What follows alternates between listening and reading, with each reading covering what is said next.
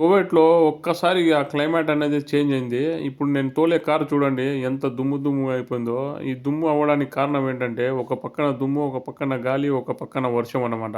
రోజు ఇలా ఉంటే ఈరోజే నేనైతే బట్టలైతే ఉతుక్కున్నా. నా కర్మ కాకపోతే. నాకైతే అస్సలు తెలీదు ఇలా ఉంటుంది ఈరోజు క్లైమేట్ అని.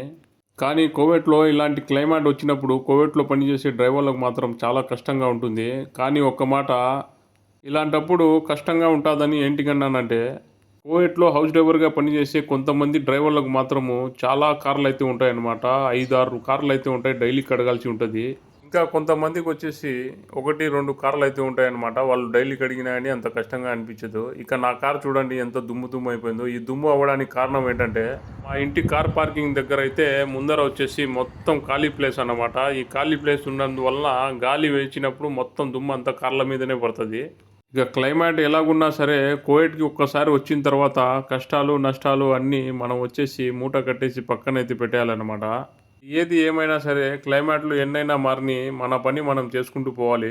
ఏ పనైనా సరే మనం ఇష్టంగా చేస్తే ఎంత కష్టమైనా సరే ఇష్టంగా మారిపోతుంది. అందుకని మనం ఏ పని చేసేటప్పుడు గానీ మనం ఇష్టంగా, సంతోషంగా అయితే చేసుకుందాము. ఆడుతూ పాడుతూ పని చేస్తుంటే అలుపే సొలుపే ఉండదోయ్. ఈ పాట మీకు కూడా ఎప్పుడన్నా కష్టంగా అనిపించినప్పుడు ఈ పాట పాడుకుంటూ పని అయితే చేసేయండి. ఈ వీడియో నచ్చితే లైక్ చేసి సబ్స్క్రైబ్.